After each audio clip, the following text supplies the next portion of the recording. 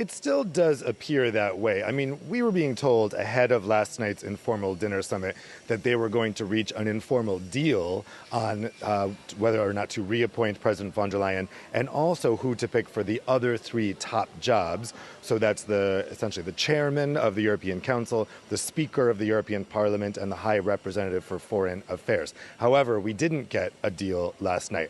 Now, what I'm being told is that's not because there's opposition to von der Leyen. It's because of a couple of factors, but one of them is that von der Leyen's EPP group, the center-right pan-European group, wants even more than the two jobs that are already being offered on the table here. So the idea is that the Commission presidency and the European Parliament president, more of a speaker, should both go to the EPP, Roberta Metsola, giving another term there, and that center-left person, the former Portuguese Prime Minister Antonio Costa, should become the new European Council president, more accurately called a chairman. And then the Liberals should get the High Representative for Foreign Affairs. The name there is Kaja Kallas, Estonian Prime Minister. However, last night the EPP started talking about splitting that term of the European Council president, that's the position currently occupied by Charles Michel, and that they should get half of it. Now, this seems pretty big for the number of governments that the EPP controls. They control no large government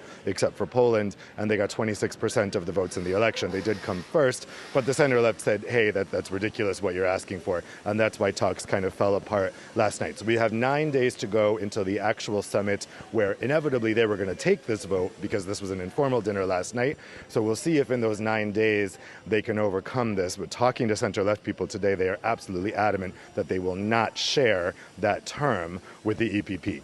At the same time, Dave, I mean, there's no doubt, is there, that the far right has grown in power in the Parliament. Is that being reflected, though, in the top jobs? Sounds like not from what you're saying there.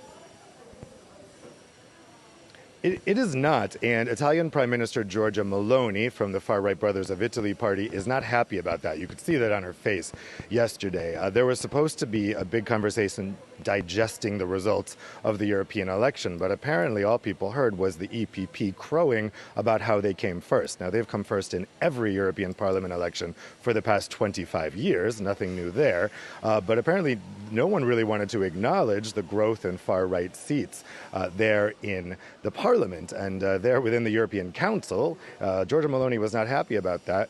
Technically, the ECR, her group in the European Parliament, had more votes than Emmanuel Macron's Renew group of liberals, just a little bit more, but yet Renew is being offered this high representative position. ECR is getting nothing. Now, there's only two prime ministers from the ECR right now, Meloni and the Czech Prime Minister, Peter Fiala, but we're set to get another one with the Belgian Prime Minister very shortly, and there's talk that Viktor Orban is also going to join that group. I don't see ECR getting any of these top jobs in the long run, but it's created, it seems, a lot of ill will with Meloni. Dave, thanks so much. Dave Keating, correspondent talking to us live there from Brussels. Now, thousands of Israelis have protested against Prime Minister Benjamin Netanyahu